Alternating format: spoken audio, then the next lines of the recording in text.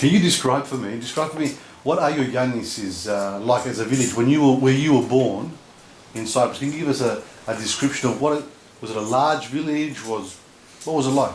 Is it an alpine village in the mountains? Is it along the sea? Agios Ioannis was a village about 26 miles from the port of Limassol. Towards north of Limassol, towards mountains. Oh, so it was alpine in the mountains, was it? Mountains. There were 3 hills in Cyprus: Mount Olympus, Papoutsa, and Madari. They had 3 peaks, high peaks. And which peak were you at? Papoutsa. Ah, okay.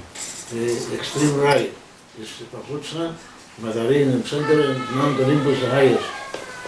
And we were on the footsteps more or less of Papoutsa, the hills of Papoutsa. And then how many, was it a large village? How many people lived? 1,500 people. 1,500 people? Yeah, there were 3 teachers. At primary school? Primary school, yeah. And these teachers, were they Greek? They were Greek, yes. We only learned Greek at school, at the primary school. And did you have English lessons too? Very few people went to high schools from up there. I was the lucky one, I think, one of the lucky ones to be able to go to school. My father sent me to high school. And he was paying for my fees. It was not free. What was the main church in Agios Ioannis? Agios Ioannis? No. No? Archangel. Oh, the Archangel Church? St. Michael's. St. Michael's and Yes. Gabriel. Ah, yes. Although this village was called Agios Ioannis, St. John, more or less, the celebrating angel, saint was St. Michael. Ah, okay. Yeah. All right. Did your village have a square? Was there a main square? As you can see in the church in the photograph, the center of the village was the church, always. The center of the village was the center, and the big square there, where we held games and customary, you know. And what was your village famous for? Did it produce anything that was special? Were you famous for, like, was your village known for something? Fruit and wine. Fruit and wine? Yes. We had all kinds of fruit. From peaches to apricots to plums, figs, almonds, walnuts. All right, so can you tell me then, the Karadjis family, were they farmers? They were farmers. We were all farmers. At the village, they were all farmers. But the farming was not sufficient to sustain the village and the people there, so they looked for work in different areas of the island. They used to. So did your grandfather and your father, did they look for other work in other villages? They did. So what was did they have a trade? They had the asbestos mines. On the Mount Olympus, our house was facing Mount Olympus, facing. The first floor to fall in Cyprus we could see. And on Mount Olympus was this, what do you call it, asbestos mines, where they occupied quite a few thousand people during the summer period. For about 6 or 8 months, I think it was. The winter time it was closed down completely. Well, it was only performing during the summer. So it's seasonal? Seasonal. Seasonal work? About 6 months a year, I should say, anyway. So did your father work in the mines? He did. And grandfather too? And my mother. And your mother too? My mother worked in the... we were left. My brother and myself were left at the village, going to school and look after the animals. While they work in the summertime, you know. The Ronzantis family, were they farmers too? They were farmers, all the people, even our grandparents and our great-grandparents, they were farmers. So your, let's say the Karadjis farming area, the land, Yeah. was it near your house, or did your father and grandfather had to walk miles to get... To walk maybe 3 to 4 miles sometimes. There was a land close to us, within a mile and a half, or 2 miles, but there was a land which was about 8 miles. 8 and 7 or 8 miles. Zobigi, for instance, from St. John's Zobigi, it's about 8 miles. We used to have places there, orchards and vines, vineyards, and also for goats and sheep, food for the animals. We used to feed the animals. So for the 8 mile, to get to the 8 mile land, your father would have to get up early to... Early, of course early. So darkness to darkness. Darkness to darkness. By the time they came home, it was ready to go to bed almost. And on your fields, what did you grow? We grew all kinds of things. From potatoes, beans, peas, tomatoes, all our vegetables, and we used to conserve too, fruit, and we used to hang beams on the houses, on the cellars. They had these beams. They used to nail them and hang all kinds of fruit on them. Apples, grapes, and we used to have them during the winter time. And sorry, I didn't ask. Was your mother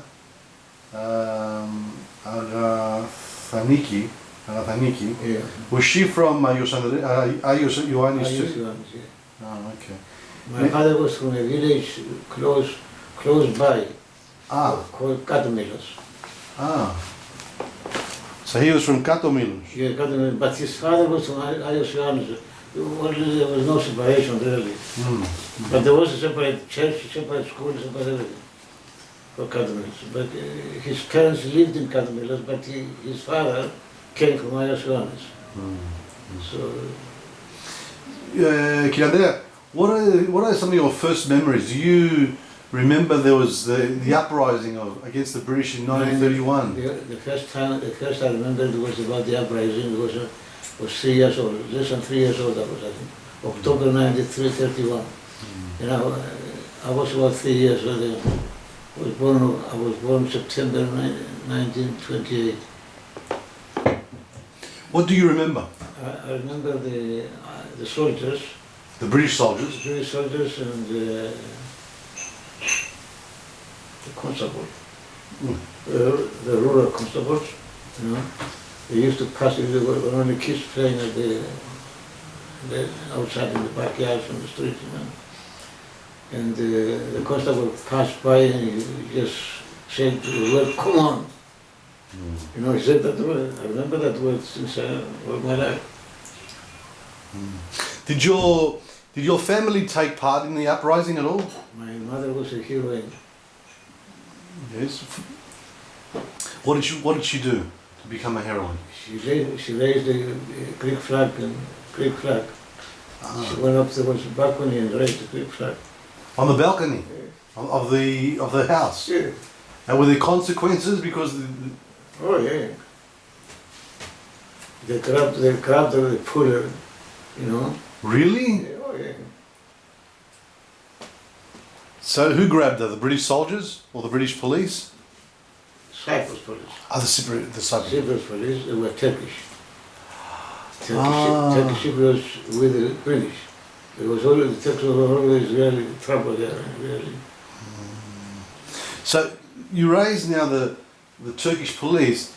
Did your village have Turks living there too? So it was a Greek village? Very clear, there is no Turks. There are no Turks in the area. At all, not in the village. There are about 15 villages where I come from, called Pitsilia, the area of Pitsilia. There are about 15 maybe more villages. And there was no Turkish at all. But they had the police there? Police was at Agros, village called Agros. Bigger, they had all the services there. Hospital, police, high school.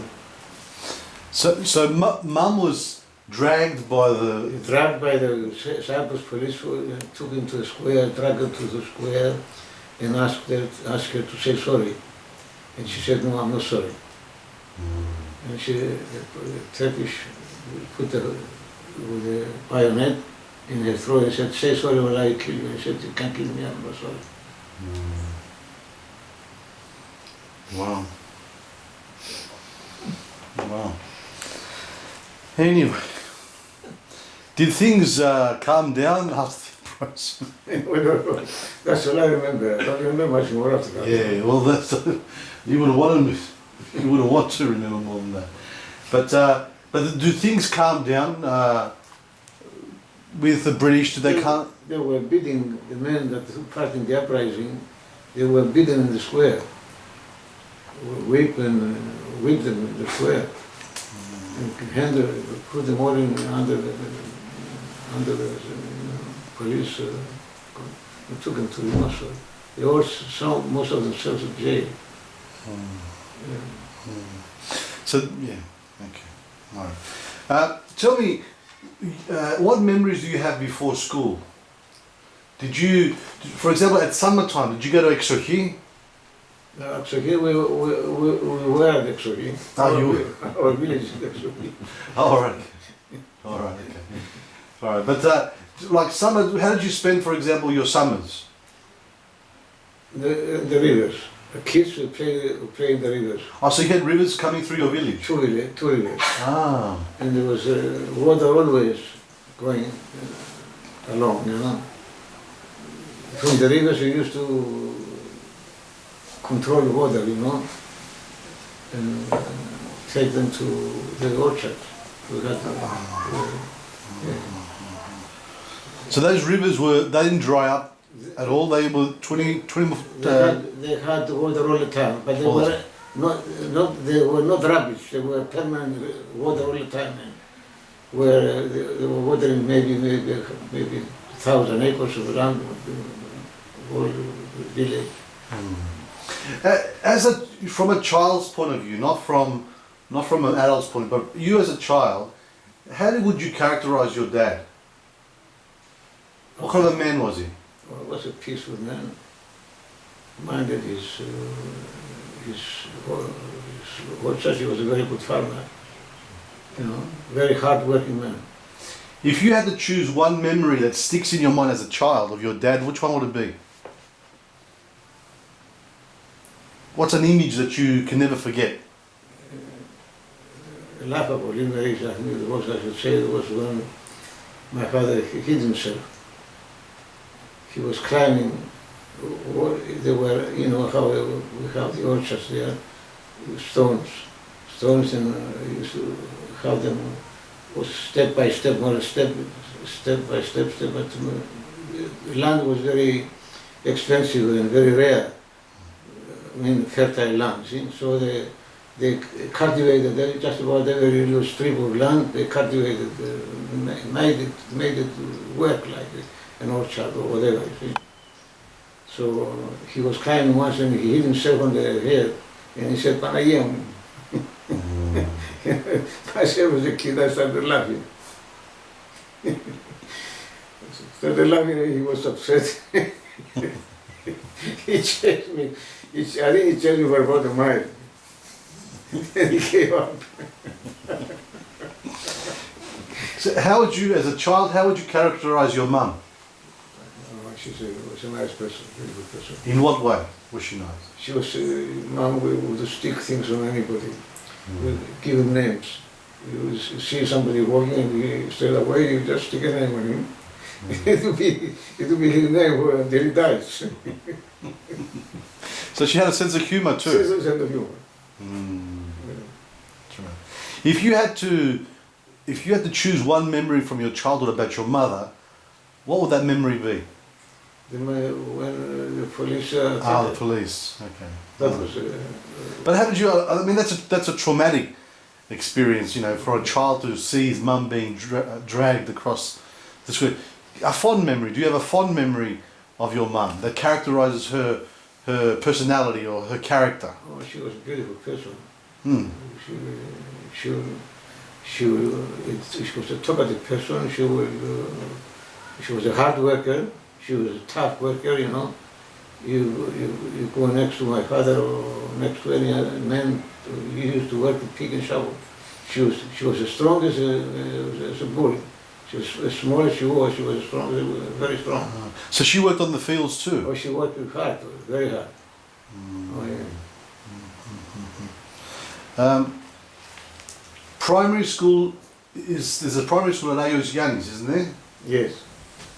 Did you like school? Oh, I did, yeah. Yeah? What were your favourite subjects? History. History? Why is that? No, I just liked it. I don't know why. Well, did you enjoy Greek history? Did you like world history? Greek history mostly. I like Greek history. And the European, generally, Roman. Greek, Roman, Byzantine.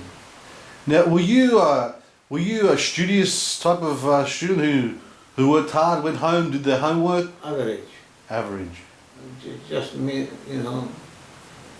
my mark was between 7 and 8, 8.5. 7 and 8.5, or 9. I had 9s, I got 9s, but I got 7s and 6s. Average was 7.5 to 8. I wasn't really pretty. And did your parents have an expectation for you to do well? Was mum someone who encouraged you to study or Yes, do your work? Both did. Mum was more than my father. Although she didn't, she was completely illiterate. Mum, she never learned to write her name. She only wrote her name. She went to school for a year or half a year, and then she was taken off school, and she was looking after her first cousin. She was an orphan from both parents. Who, your mum? Mum, yes. So she was an orphan?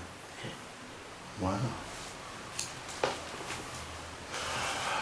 So she was brought up by your uncle or her uncle? Yes, her uncle. Wow. Okay, we'll try to get to much more. Okay, so you liked history. Was school far away from your house? No. So it was easy. Very easy. It wasn't a very big village, It was about not even half a mile. Were you the type of student that got into plays, that was involved in plays? We were all playing. Oh, you're all... All kids. So you liked reciting poetry or Gospel Martiu? Were you... Oh, of course, but don't forget we were not supposed to sing a Greek hymn or anything. Oh, you weren't supposed to? No.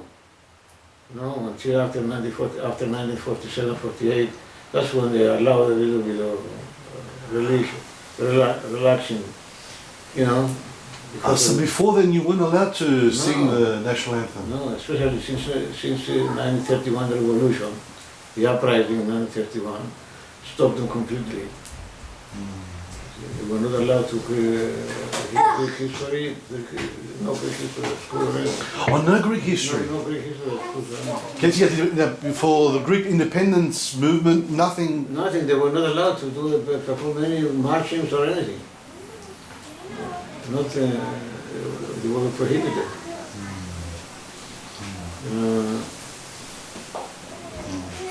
And, okay, fair enough. So, do you have any interesting memories of school, primary school? Were you naughty at all at any time? Do you remember anything? Oh, I suppose so. I wasn't the quietest of the lot. I suppose I was very active. Very active? At one stage we were called the Barefoot Battalion. The Barefoot Battalion? Ξυπόλυτη, Το ξυπόλυτο τάγμα. So why were you baptized the Barefoot Battalion? Because we were all the time chasing things at the orchards. We used to go for fruit. We used to raid the orchards. Fruit or vegetables, or mostly fruit, anyway. Wherever the first good figs were, we used to be on it. Or the first apples, or... Although you're at primary school, do you still help out on the farm? A little bit. Little bit. Little bit. So there wasn't that expectation for you to go help out after you finish school, for we example? We used to help. So, even we used to go there to take water to them, bring water from the springs, wherever they work, while they were working. If we were off for school or anything like that, we used to go with them, with our parents. With see, there's no girl in your family. It's just two boys. Yeah, 2 boys. Right? Do you help out mum at home? We did. Yeah. You did? Yeah, I did. Did you and Michael have your own chores? Like you had to do something, and Michael had to do something else, or? Always something. I used to clean the house. Sometimes clean the house. Sometimes I wash the dishes. Sometimes I feed the animals. I took the animals to the spring for water. In the 1930s in Cyprus, do all children go to school, primary school? Not compulsory. So it wasn't compulsory. No, not compulsory. A lot of them left school were first year or second year, primary. Many left. They used to work. Put them to work. So you were quite lucky. Well, I would say I was lucky, yes. I was among the lucky ones. I was the only person to go to school at my time. At my time, I was the only one in the village that went to high school. Wow. Until 1948. 1948, the high school was created at Agios, and more kids kept going to the high school. It was a 5-year school, high school, and then later it became a gymnasium.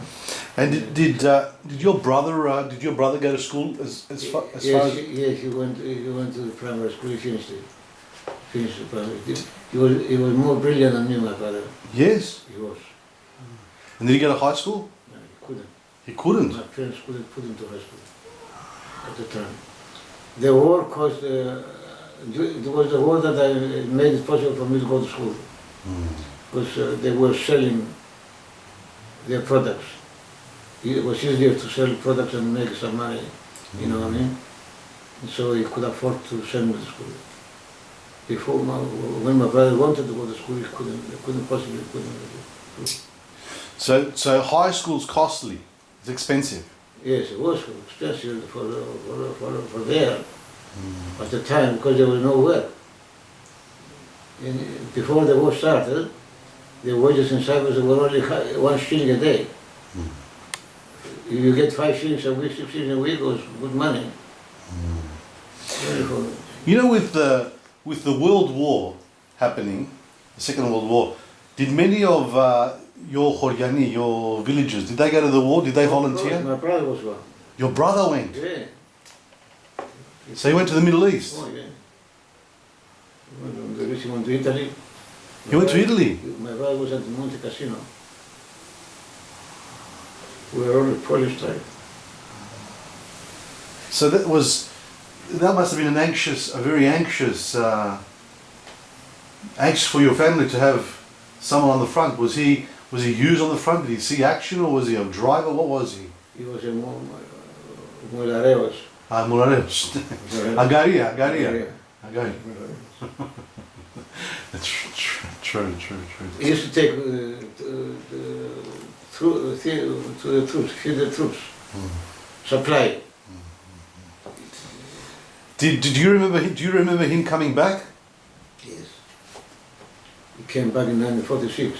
He was in jail. He got jail in Libya. He got jailed in Libya because the British wanted to take them to Korea.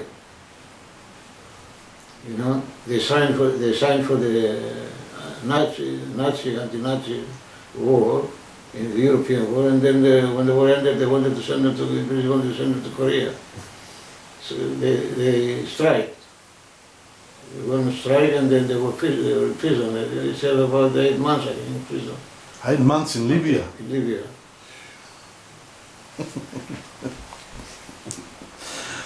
Anyway, okay. How much contact do you have with your family circle in the villages? Is your family very close knit, where you see your yap of bull on both sides, you see your cousins, you see your uncles and that? They're all dead. No, when you were a child, Oh yes, we had grandparents and grandfathers and uncles and aunties. Were they in the same neighbourhood? No, not necessarily. Not necessarily? Next to us we had relatives. My auntie from my mother's side, and then it was my mother's uncle. And what were their names? Η θεία πώς λεγόταν η θεία? Maria. Η Μαρία και ο θείος? Maria. Agios Ioannis. He took part in 1922 στο υπηκό, στο ελληνικό υπηκό. Oh, so he was a volunteer. a volunteer in the Greek Turkish War in 1922. 1922. Και τον βαφτίσανε ο Έλληνας. Έλληνας. Έλληνας. He had a son here. One of his sons came to Australia. He was in the British Army. And he escaped. He escaped during the war from the Germans. He escaped in Yugoslavia, and then he went to the holy mountain. I don't know. Mount Athos. Mount Athos. And he had a relative there. It was a relative. One of the monks was a relative. And he helped him to go to Middle East. He went to Turkey, he went to Iran. So what was this man's name?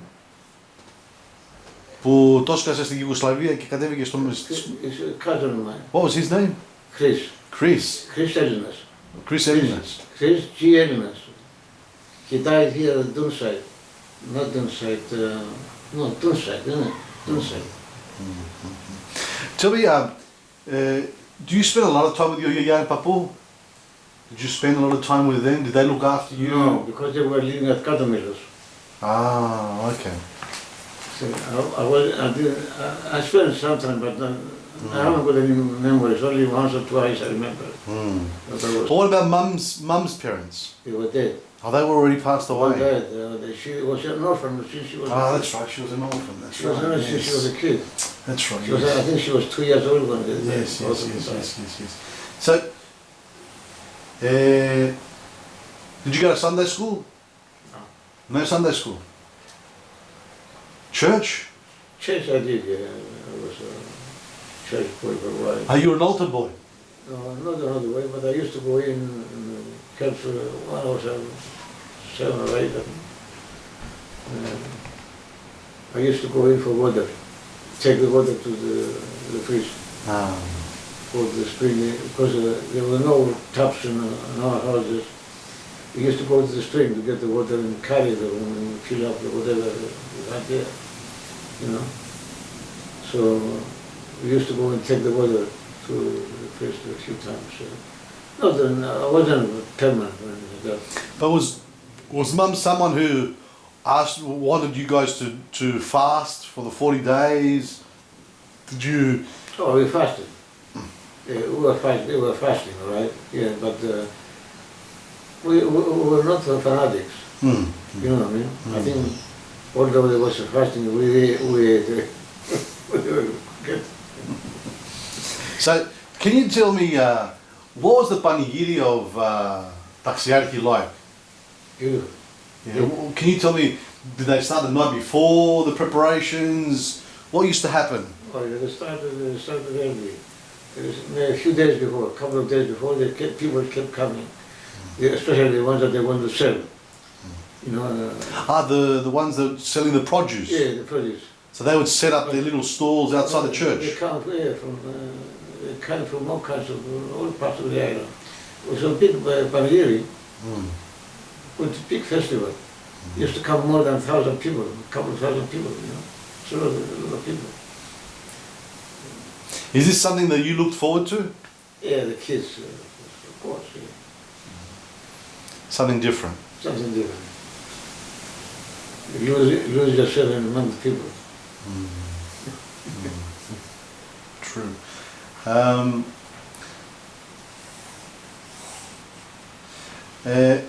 Can you tell me about the church, the repairman, the story of the repairman?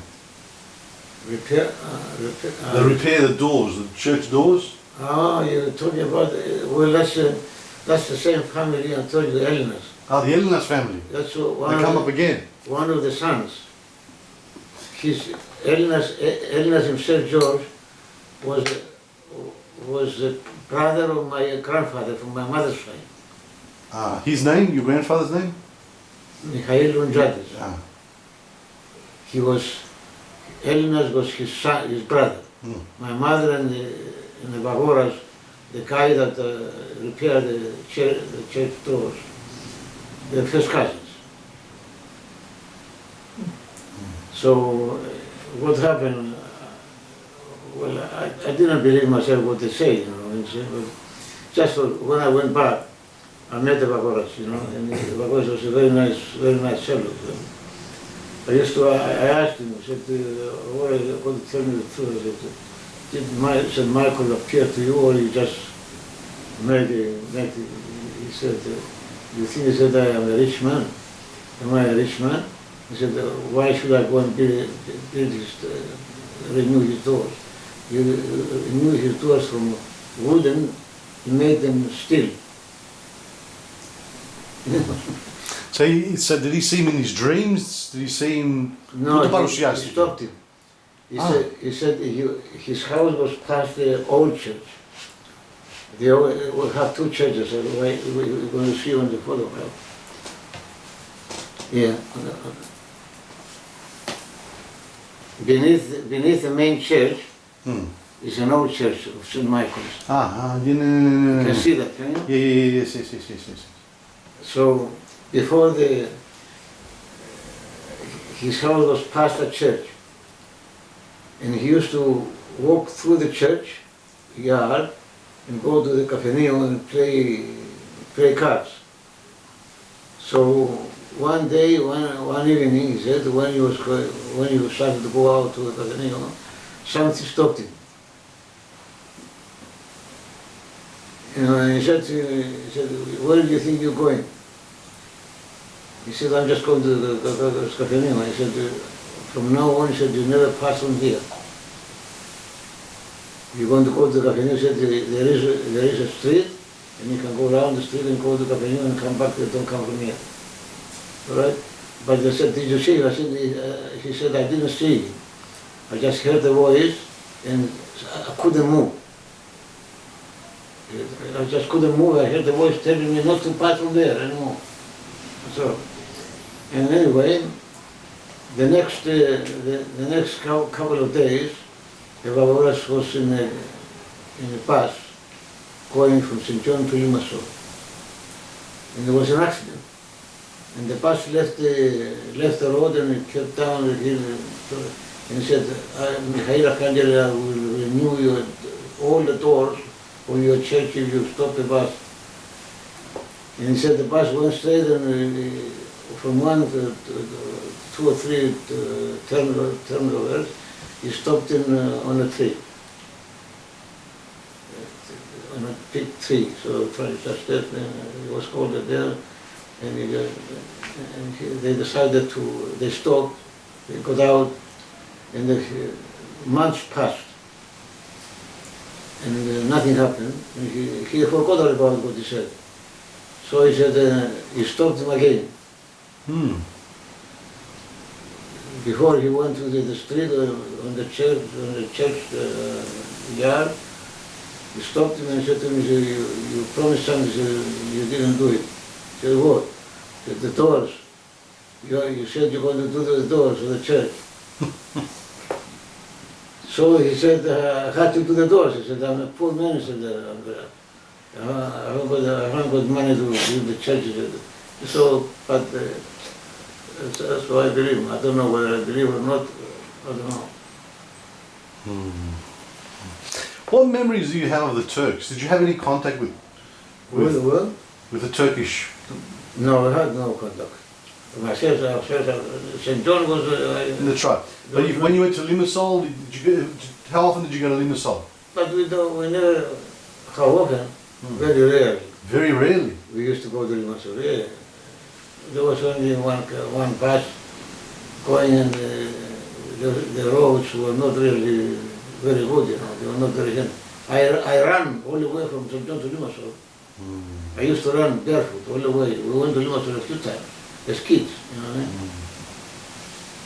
It must have been, but a very safe. It must have been a very safe environment, but growing up Very in, safe. you know, growing up in Cyprus during this time must have been a very, very safe environment. Very safe about it. Very safe. You say, but you had no contact with the Turks. But with having the Turks as the gendarme or the police, was there an antagonism between the local population? Not during my time. Ah. During my time, they were friends of me.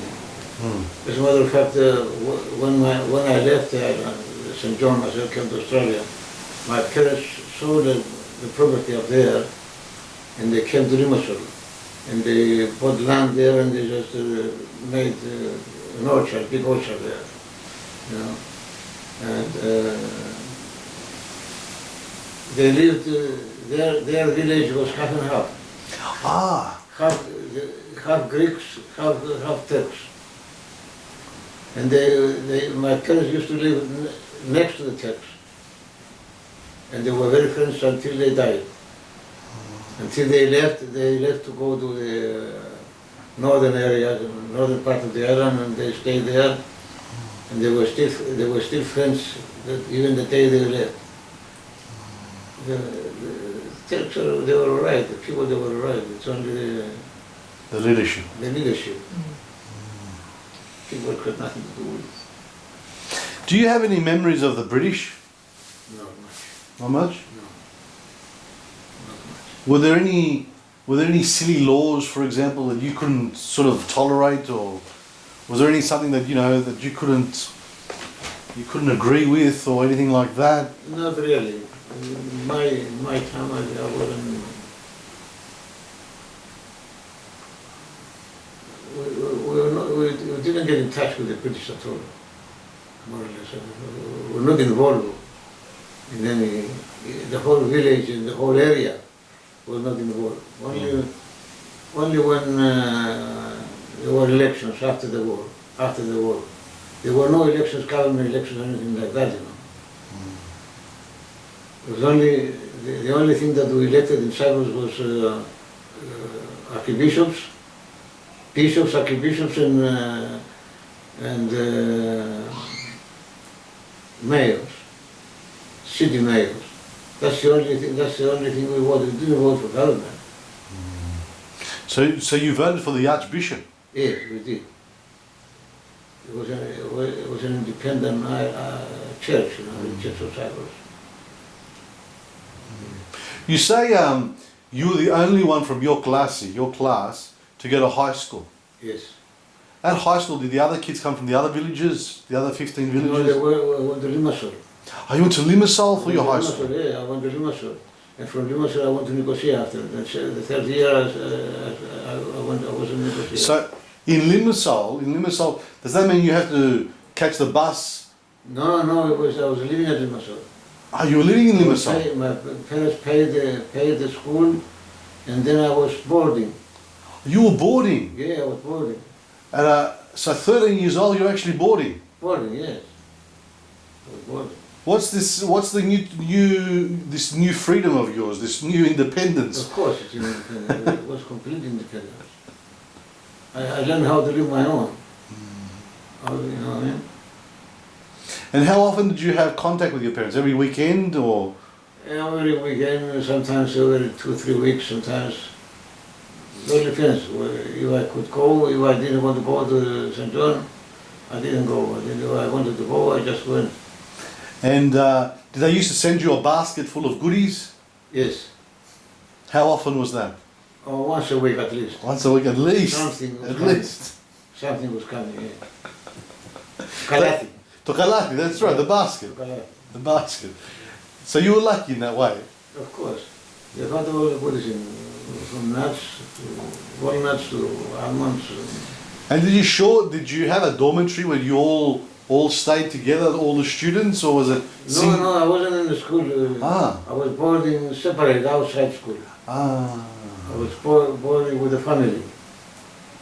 In Limassol, I was boarding with the family. I ate whatever they ate. See? Were they relatives? Did you know them before? No. They were very good friends. Do you remember their surname? Oh Jesus. Michalis. Michalis. He was working, the man was working at the customs. The customs, Limassol customs. He had a good job. Did they have kids? Yes. Older than you or younger than you? Almost, some of them were very close to me. They had 2 daughters and 2 sons. One of the daughters I learned that she came to Australia, but I haven't seen her in Melbourne. So this was like your de facto family? Yes, in a way, yes. In a way? Yes. Okay. And lucky you, they were good people. They were good family. Oh yeah, they were good families. They were paying £6 a month. My parents were paying £6 a month. Just imagine. £6. £6. It wasn't much money, not much money, but those days was Those days a lot of money. A huge money. You had to earn it to get a shilling. It was a shilling, 2 shillings a day. My brother left work while he was working, and he volunteered in the British Army, and he was getting 1.6 a day, 1.5 shillings a day. When he volunteered to go overseas, he volunteered for the Cypriot, Cyprus volunteers, for the island, see? And then he had to sign that he wanted to volunteer for the overseas, so he took him straight to Italy. Wow. So did you miss home, living away from home? Did you miss home? No. No? Not much. Because I used to see them often. I had my own friends after that, made my own environment. Tell me, what's Limassol like in the 40s? Is it a big town? No. It's a small town. Small town. 16,000 people they had when I left Limassol. Now it's got 200,000. It's a big difference. But from a 12-year-old's eyes, is Limassol a big town? Yeah, it was a bigger, of course. It was a big town than St. John. That's right. Of course it was. And Limassol must have had its cinema. It must have had something for you to do. It had cinemas, it had everything. It had the beach. I never learned to swim, and I learned in one day. Limassol, the first time I went to Limassol, to the beach, I learned to swim. The first day. I was on the jetty, you know what I mean? And some friend, which was coming to St. John every now and then for vacations, like you said,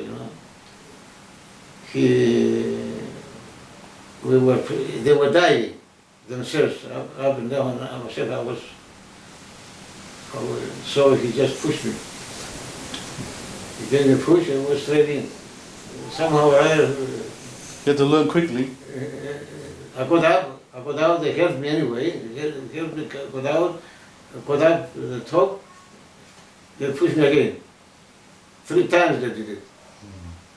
The 3rd time I said, leave me, I said, I'll come on myself, so I went. So Limassol is a different experience. You have the beach, you have your cinemas, you have your cafeteria. No cafeteria. No cafeteria? Not for me. Not for you? Not there in those days, no. No. Cafeteria here, when I came, I was 20 up. Okay. At high school, what subjects did you like there? Did you still like history, or did you like something more now? Well, it was everything. History, maths was good, but I was good at the maths. I wasn't bad. History.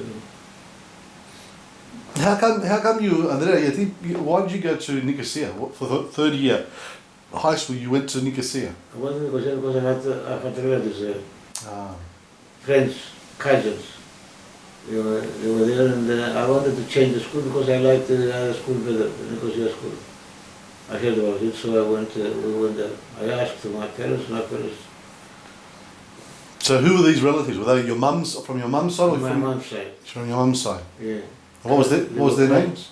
My Auntie Maria was living next to us. She had 9 children. 9 children. Yeah. So we were friendly, very good friends. We lived almost together. Hmm. We sharing beds and food and all kinds of things. Very good friends. So what's your impressions of Nicosia? Bigger city, Hmm. bigger city than Limassol. But I didn't care much about Nicosia's environment, you know. Why is that? Well, they had no beach, first of all. We loved, I loved the beach, the water myself. I didn't care about when I found out that there was no beach there. But Nicosia, there's Turks in Nicosia. There was the Turkish, but there was in the Turkish Side of the city. that's right.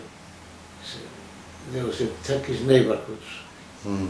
and Greek neighborhoods. They were not together in Nicosia.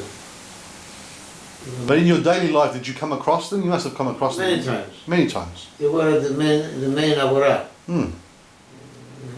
main marketplace, you know, marketplace. There were a lot of Turks there. But they were trading easy with the Greeks and everything. They were friends in those days. They had nothing against each other. Did you ever have a Turkish friend or a Turkish acquaintance? No. No. Here in Australia, yes. I had. But not back home. Not back home. Not back home. It didn't happen. Hmm. It did not happen. Where I was, it was where I was, of course. I never came across, because they had their own gymnasium, Oh, their own high school. high school, yeah, Turkish lycée.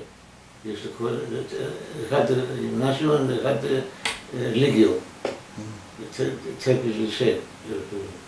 So your high school, is it a boys' high school or it's boys, isn't it? Mixed. Mixed, co-ed. Yeah, quite, yes. Even the one in Limassol. No, the one in Limassol was boys. Boys. But Nicosia you had... Nicosia was quiet. Tell me, what was your at high school? What were you dreaming about? What did you want to be when you finished? Who knows? Who knows? Nobody knows. You didn't have any idea of what you wanted to do? No. I wanted to have a good pass and see what I can do from then on. I wanted to go to England, really. You really wanted to go to England? To study. I wanted to, but they couldn't make it. I couldn't afford it. So what year did you, how old were you when you finished high school? Were you 15 or were you 14? 18. 18? I was 18. I thought to Likio, then Piske Likio. In Borikis Scholi. In Borikis Scholi. So you went to a commercial college? Commercial. It was commercial, practical commercial school of Samuel, Borikis Scholi Samuel. And was that in Nicosia too? Nicosia it was. The other one became American Academia. So how many years were you in Nicosia? Huh? How many years were you in Nicosia? You must have been there. 4 years. 4 years? I had 3 years at school and had another year working. And at the commercial college, what subjects were you doing? Were you doing accounting? Were you doing... Accounting, bookkeeping, accounting, shorthand, then Pitman's shorthand. French? French, English, and I had 1 hour a week Turkish. 1 hour a week Turkish? In the school, it was just to keep I used to speak Turkish quite good, really. But I forgot. The same as the French. I can still communicate a little bit with French, but not as much. You know, you're a young man, but by the time you finish commercial college, you're 18 years old, you're 17 years old. Yeah, 18. 18 years old. What does an 18-year-old do in Nicosia for a social? Oh, yes. It all depends what class where you are and how much money you got in your pocket. Really? Of course, there was nothing. The rich they were going with the rich, the poor, the taxes were with the poor. But on a Saturday and Sunday, what did you do to pass your time? Go to the movies. Movies? Movies. Yeah, that's where you go. Movies or swimming. Pools. There were no pools then, there was only one pool. One pool in Nicosia. Yeah. And you remember? No. Only the rich went there? Rich. You talk about movies, and what were did you like westerns? What did you like? All kinds of movies. All kinds of movies? Yeah. Movies are movies. Now, after you finished commercial college, is it easy to find a job? No work at all. No work? Very hard. Very hard. So do you return to your village? Do you stay in Nicosia? What do you do? I worked with a commercial firm first for about a year, almost a year. And then I went to an insurance company. I worked as an insurance company. And it was 1st of May, 1948, I think it was.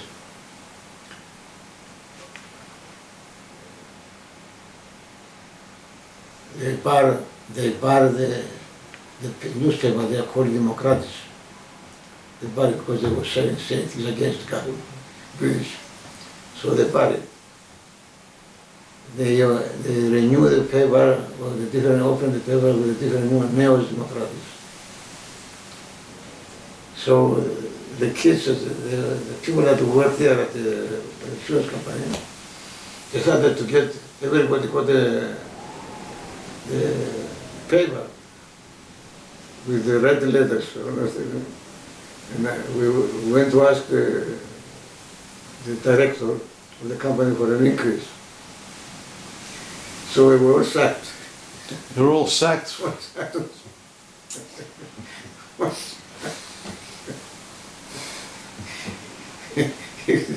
The director showed it at me. I'll never forget it. He was jumping above the door when he saw that. He thought he was a bull, it was like a bull with a red. He was jumping, he said, "You everybody out." So how many of you were there? 6. 6 of you. 6 of us. All new starters. And what in these jobs? What was were you doing bookkeeping? What were you doing? Short typing.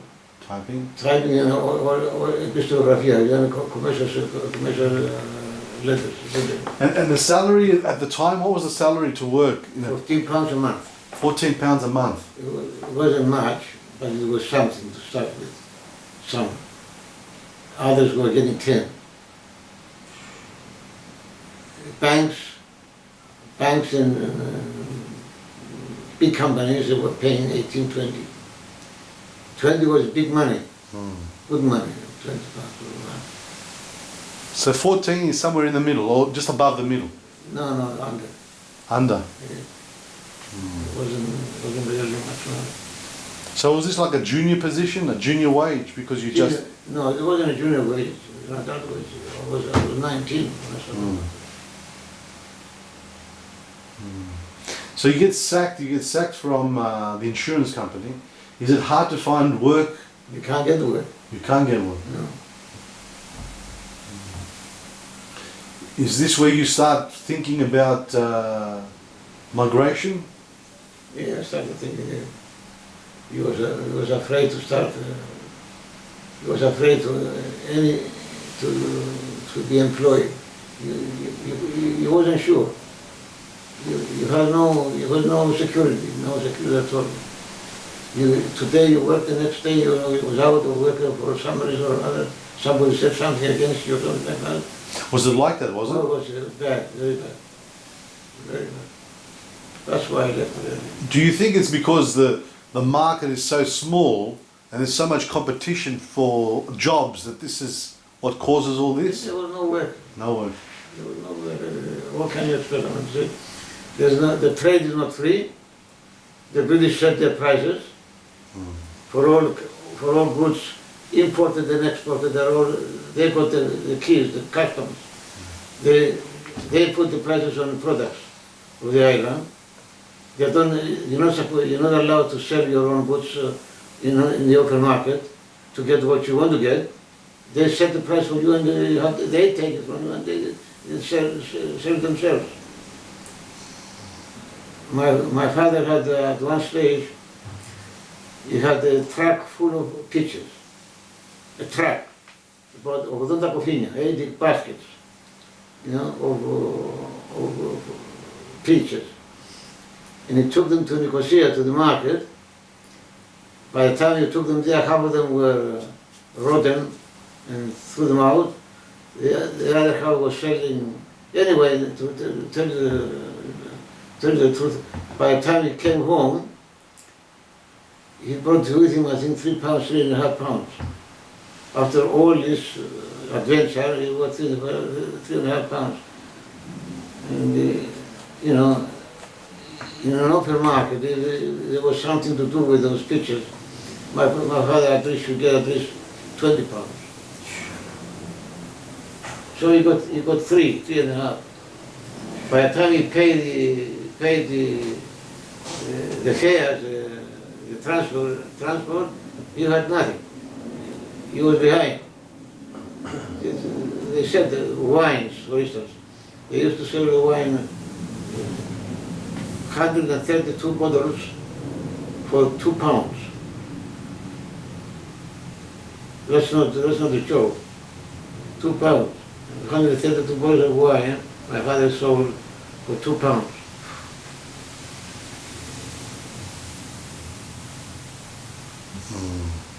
Tell me, when do you start thinking about why Australia? Of all countries in the world, why did I was going to go to South Africa first.